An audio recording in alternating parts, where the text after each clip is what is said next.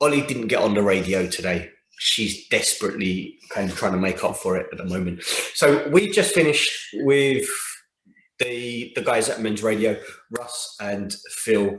Want to say a massive thank you for inviting us on to discuss around the kind of issues around mental health and why the system's in crisis, which was kind of a bit of a tough kind of topic for a lot of people to hear about. Things like there isn't a governing body within the sector. There is only certain positions that are protected by governing body status. There are things around the education of professionals. There is closed shop recruitment, all things that our members all know, understand and appreciate the impacts of, but for Joe Public, they don't. The perception of mental health is that this system is solid and it's failing, but they don't know why. They don't know what goes on. They don't know why the professionals are able to do a voucher course. They don't understand all of that. So it was a really big opportunity to kind of highlight some of the things that go on around the sector that don't normally get spoken about, and that can be kind of tough. So Siobhan and I wanted to kind of come on and go, yes, it's pretty bleak when you look at the nuts and bolts of this system, and the system is flawed. We know the system is flawed, and we know that it's been trying its level best to work with systems that weren't designed for mental health. And that's the problem. It's always been that the systems that need mental health have never wanted to include mental health in them. So it's been a plug on, it's been an afterthought. And then we get all of the bridge problems, no funding, no consistency, breakdown in all of the charitable work, etc., etc., etc. But APA is an alternative. You guys, the members of APA, you are the alternative provision. And we wanted to kind of highlight some of those things now as we go into probably what is going to turn out to be the year when the system realizes that actually we need to do things differently at last.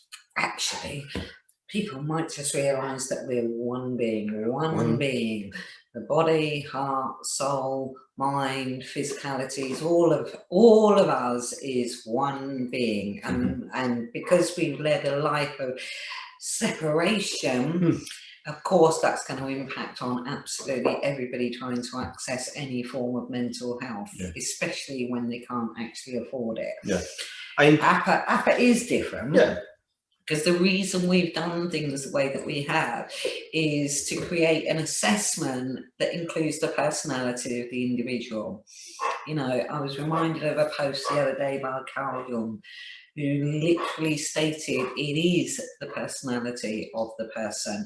You can have all the training in all the world, but if you don't have the training plus the personality to go with that, which for me is about being self-aware. And that's why we have our verbal assessment in place to give an idea of the self-awareness of the professionals. And it's that point of contact, isn't it? Well, we can guarantee every single member of ours is a brilliant therapist. We can guarantee because they've got that connection. Absolutely. And it's that connection, and you know, members of the public who become clients, they come to a sort of point where they don't have answers. That's why they're there.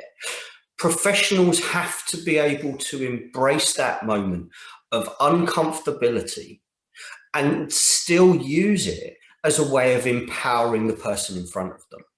And that's not easy. And the public don't see the magic that is the therapeutic knowledge.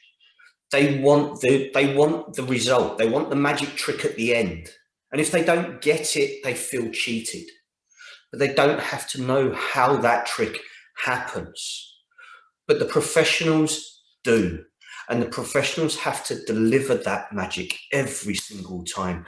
And we can, and we do. And it's really important to remember that even when therapists talk about, we can have this resolved in 6 weeks or 2 weeks or 1 week, don't go near them, because they're literally setting you up for a disappointment and a fail.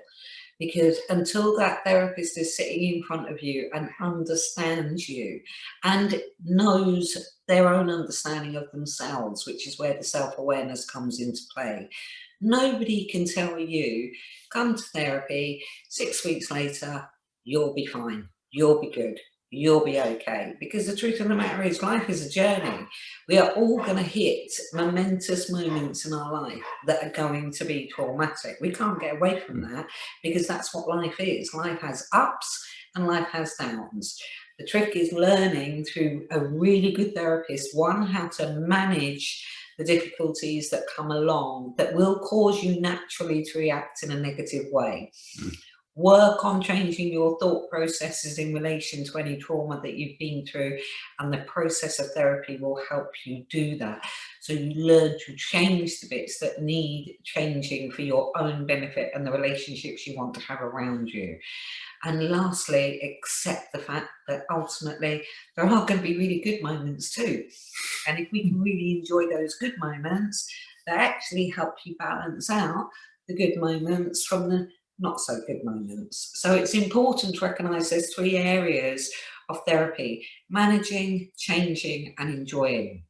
Because people really forget to appreciate, and I make a conscious way of doing this. When I get into the shower, and I'm a very big shower freak in the morning, that's my thing, it wakes me up, but I make a point of feeling just the water on my skin. I focus on it as I'm having the shower. So as I'm doing what I ought to be doing, which is looking after myself, I'm absorbing myself just in the warmth, because I'm privileged enough in this country to be able to turn on a tap and get hot water. And people forget those things because they take them so much for granted. Getting into a bed and wrapping that quilt around you is like wrapping it, for me, it's like a psychological warmth that I wrap it around me. It's that connection to one of those components, isn't it? Yeah, and there's nothing more pleasurable to it than appreciating things and events that happen that are actually giving us enormous pleasure if we allow ourselves to actually absorb ourselves in that moment. Yeah. Even if it's peace and quiet, even if there's no noise. And as a deaf person, I really appreciate no noise. I'm used to no noise, but at the same time, when your whole life or your whole day is noise, when you think about the families that are trapped at home at the moment, and their kids are little, and the noise that can create for somebody, just being able to get into a bath at the end of the night, shut that bathroom door, and just have 20 minutes peace and quiet. When you relish that peace and quiet,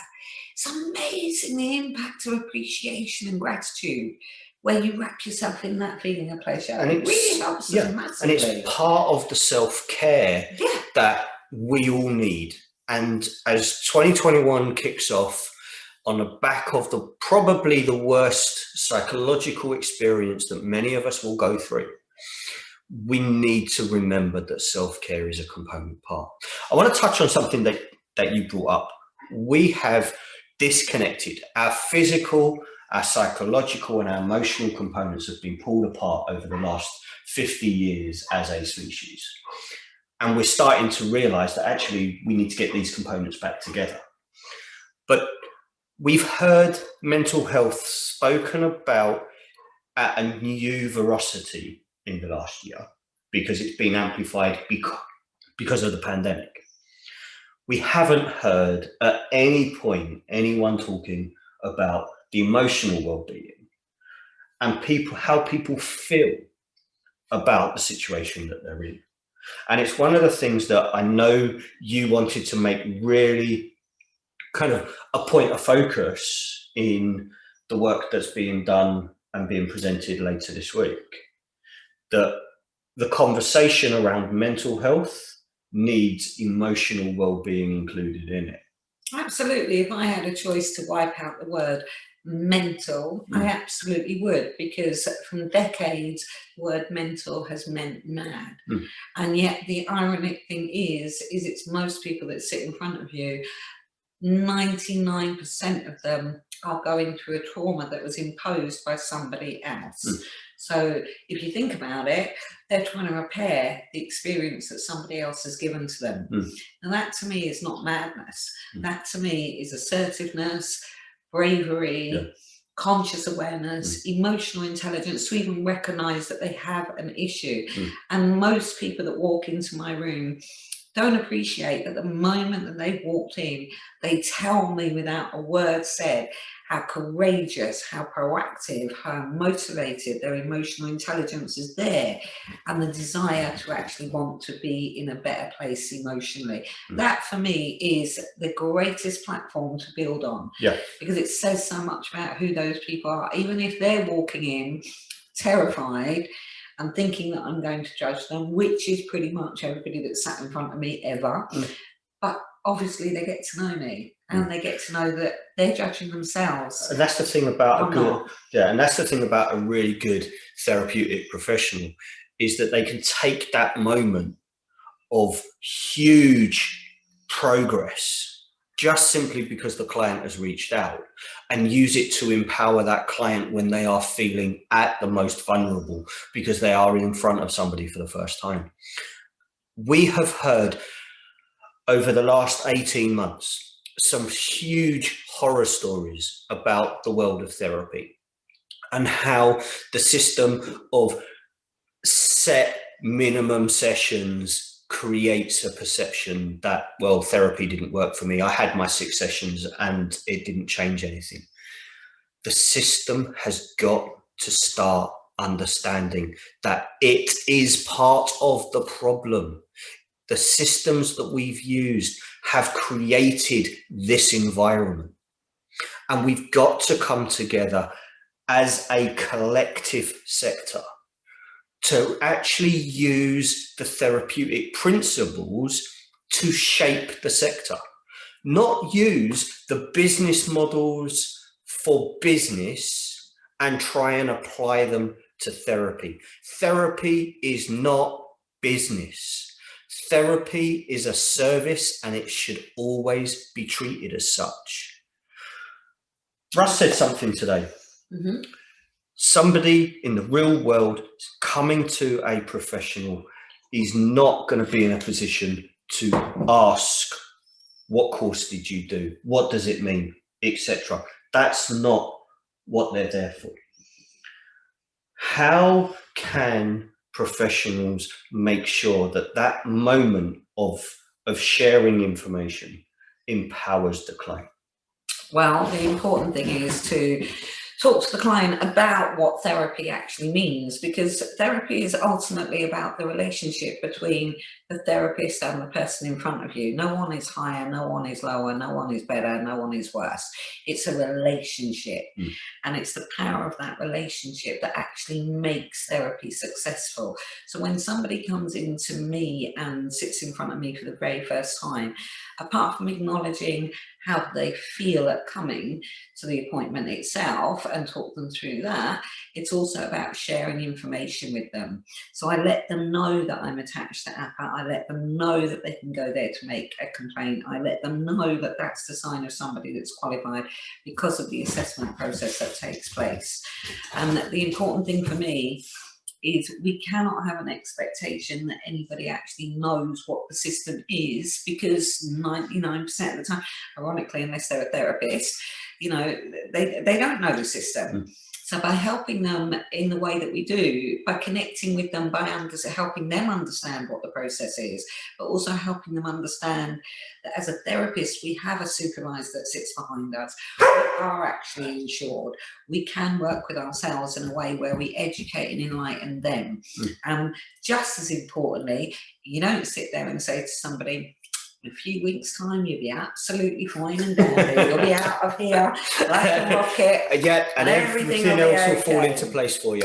there are So no I just want to magic add to that. potions. I do want to add to that. Mhm. I make a point because often somewhere along the line, a client has heard, they've heard 6 weeks, they've heard 8 weeks. So that when they always say to me, you know, how long do you think I'd have to be in therapy for to be fixed? I wait until the appropriate time to address part of that because nobody deserves to be fixed. Mhm. But most importantly, my immediate response to them is I can't give you a time. One, I don't know you. Two, I don't know what your issues are until you're sitting in front of me and I actually get to understand you and you get to understand yourself. Lastly, if you sit in front of any therapist or you go to any therapist that tells you everything will be okay in 6 weeks' time, I'm asking you not to go to them because actually they Protect don't know. yourself. And Yeah. more importantly, they'll be setting you up for a fail because in 6 weeks' time, if you aren't where you want to be, you will think that they're responsible because they've set you up for that. Mm. So I actually am that direct with clients because I'm very comfortable at being that direct on the phone with them. And this is where I think the overall move forward across the sector is changing. More professionals are realizing that the processes that they have been shepherded into are not effective for what the way they work or the way they want to work or the way they engage, the way they want to engage. And what APA has done is put together a support system that I think, and I am biased as an architect behind some of this, that we have something that is globally unique. We have the conversation of discovery. Mhm. We make sure that we have spoken, or our team has spoken, to every single person that becomes a member. And the reason we do that is because often the toxic individual will not want to pick up the phone because in a direct verbal conversation, any of our competent therapists would be able to pick up issues along that conversation that are being provoked. Now, we're not looking for people to get everything right. And it's really important that people appreciate what our assessment is. It's not a judgment of that person. It's understanding how comfortable they are with literal discomfort of even thinking that they're going to be judged and what the assessor does in response to that. So it's really important to acknowledge we're not looking for people that are 28 degrees. We're looking for people that have got their baseline qualification as the therapeutic part of our organisation. But they've also been confident and capable enough to pick up the phone, speak to somebody, have a conversation with them, because that conversation will tell us all we need to know. Yeah. And that's based on the psychological knowledge of our assessors, who are incredibly competent individuals in what they do. And that's another factor. The assessment process is done by people that are already qualified, accredited members of the organisation. We have not hired HR to come in and do those conversations. You're working with peers. You're working with people who already know the field and understand what it is that people out there in the real world are going through. I do think it's important that one of the strictest boundaries that we've actually got in place, and as a therapist from 2003, I totally had to have this as part of our criteria, that every single therapist goes to their own therapy as part of their course. Yeah. It of course does not advocate for that individual to soul search themselves, then their stuff will absolutely bleed into a client session. And for me personally, that is the greatest aspect of what we're trying to achieve here and what we're succeeding at achieving, because we actually get the best of the best that come to us. And what we mean by the best of the best are people that are able to communicate, they're able to communicate positively, they're able to understand themselves, they're able to reflect on themselves, they're able to understand their triggers rather than actually react to their triggers, and they actually are competent in their self-awareness combined with their qualification. Now that to me... Also protecting the people around them and the people they're working with. Well, in essence, what it does is allow relationships to flow through the pure connectivity of two different personalities that can work together and adapt along the way. And for me, personal therapy there, you know, I find it disheartening that some of the biggest organisations out there are now saying you can be a qualified therapist and you don't even have to have your own therapy. Really? And I'm Wakey, thinking, wakey. yeah, because this is, to me, it is my literal vocation. Mhm. And for many therapists that feel as strongly as I do, they want us to be in a better place. They want us to be able to provide for a client in the way that that client deserves and needs.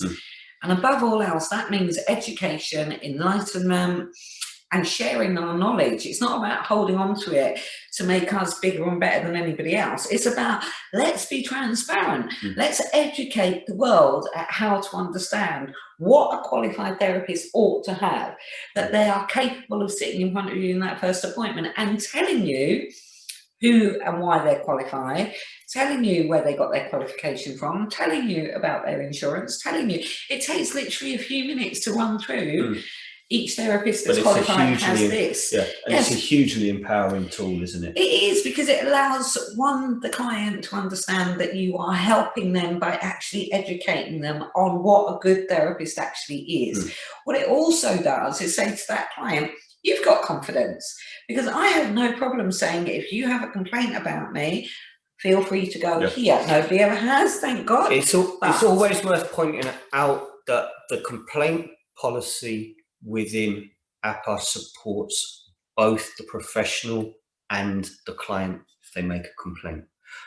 So it's not like it has been in the past across the sector. We're completely different in my ethos. Yeah, and the approach is there to support everyone in those situations.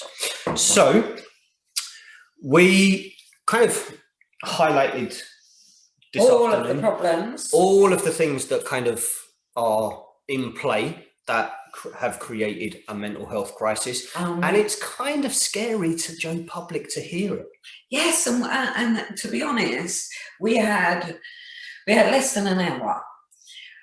One of the most important things for me is at some point that we follow up that conversation to help others recognise the positives of going to therapy, rather than all the difficulties and problems that we've got, because we've been talking about that for years. What we need to do is shift it from problems to solutions. So here is... You think we planned all this out, but we don't plan out anything. There's no script.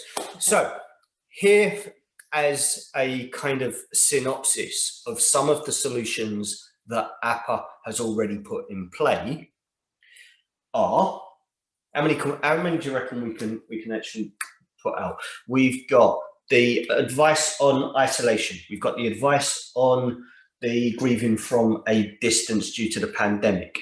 We have the post-trauma care response for the NHS and social care.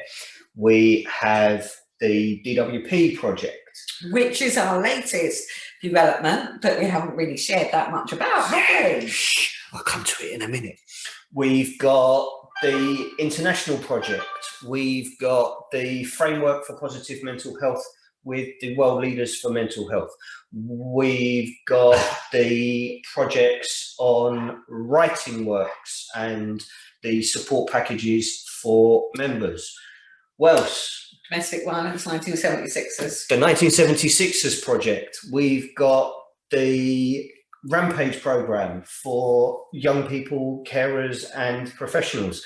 We've got the Pain to Purpose project to support survivors of 1976ers. With Leah Lawrence. We have the Steps to Success for the justice sector. We have the selection and induction program for employers to support in the process of new staff getting into and remaining in employment. And we've got the most important thing of all. We have the people that are our members, the people in our groups, the people that know us, the people that support us, the people that recognise what we're doing and want to do it alongside us. And for us, we can't do it without you. So, just in, I think it's probably about 2 minutes, there's a whole heap of things that are really positive that APA has brought to the table in 18 months. But as Vonnie said, the latest project is the project with a DWP. And this is the first time DWP has a program available to people that are caught in the horrid situation that is increasing over the last year of unemployment, because the world has changed and we've seen the number of people out of work climb like nothing we've seen since the 50s. Sorry, I'm laughing because she wants to sit. She's determined to be part of our meetings. So, ladies and gentlemen, as you can see, Ollie is here. She's doing so. I mean, she's a great example. Having been diagnosed in October 2019 with terminal cancer, this is a dog whose mindset, because she couldn't actually have any interventions, I swear this dog's mindset is keeping her going, because she's making a liar out of me. She was given literally 8 weeks left, and that was over a year ago. And here she is. Absolutely phenomenal. Still saying, hello.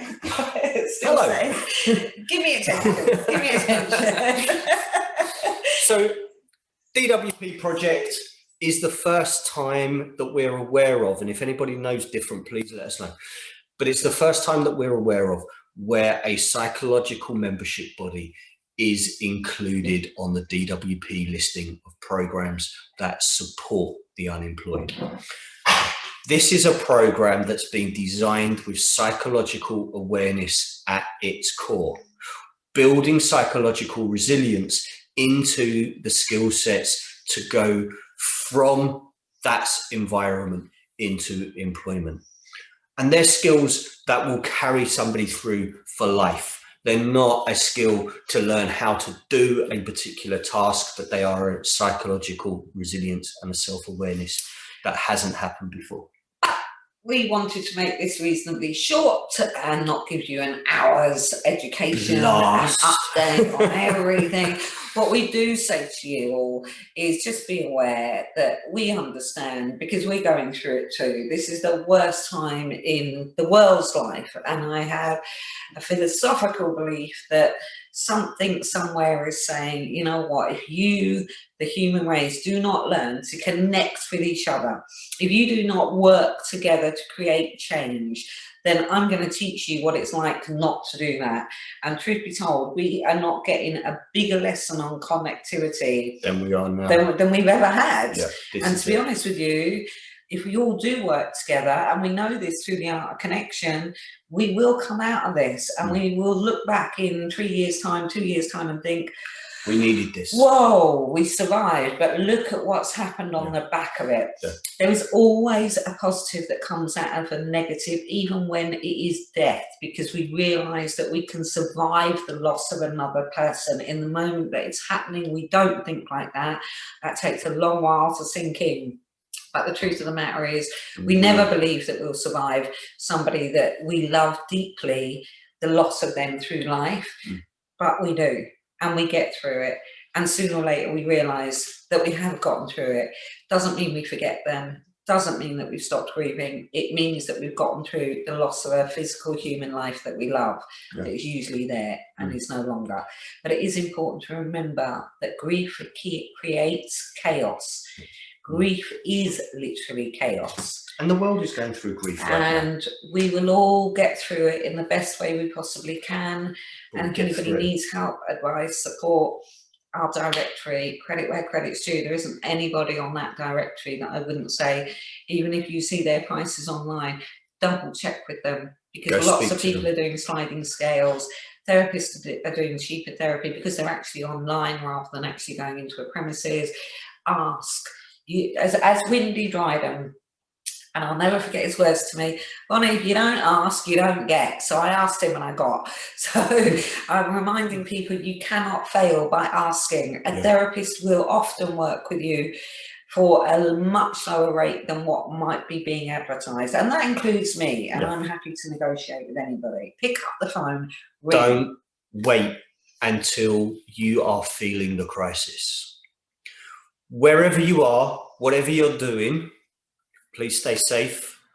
Please be happy. Please connect. You are not on your own. And APA is here supporting those that can support you. If you are a professional and you want to be part of this, you want to know more, then check out the website, check out the membership guide and see for yourself.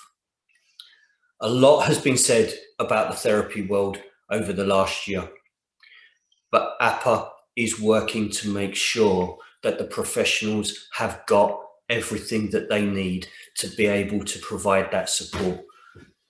The work that we are doing behind the scenes to support those professionals and to keep those businesses going is off the chart.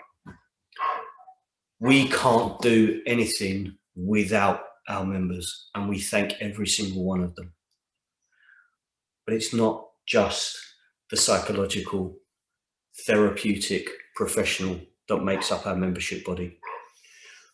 We are the only membership body in the world that supports those therapeutic professionals, but also understands the value of the professionals that work on the edge of the world of psychology.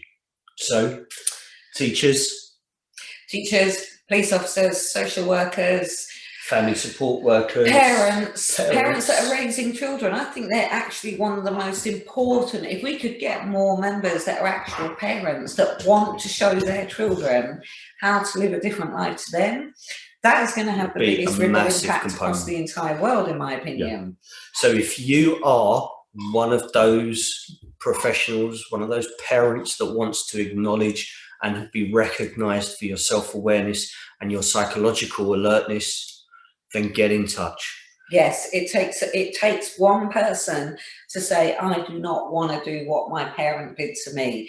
And when you learn how to do that, you can make a massive difference. What you can create with your child and for your child's future is changing generations. And people don't always appreciate when they come to therapy. And I feel this is so important to acknowledge.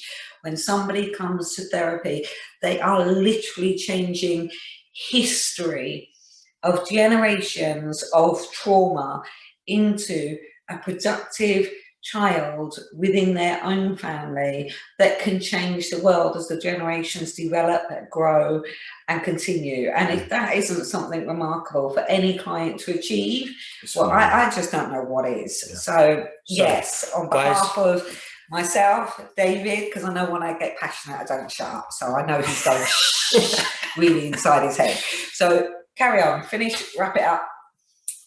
Guys, wherever you are, have a great week. I want to say a massive thank you to the team at Men's Radio Station and Women's Radio Station for what they're doing.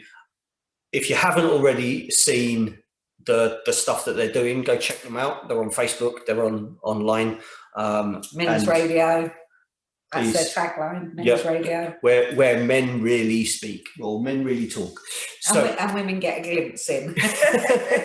But they have a women's radio station too, so check out them both. It's a phenomenal project, and I really do applaud the team and everything that they're doing.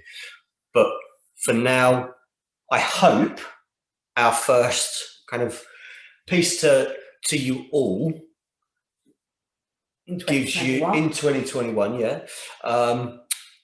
gives you more of a sense of just how much APA is working to support this sector, not just our members, everybody. Have a great day.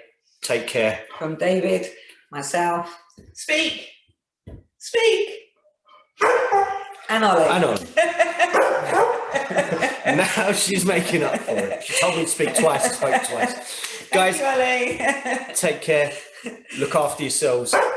Look after each other. Stay well. Stay safe. Bye.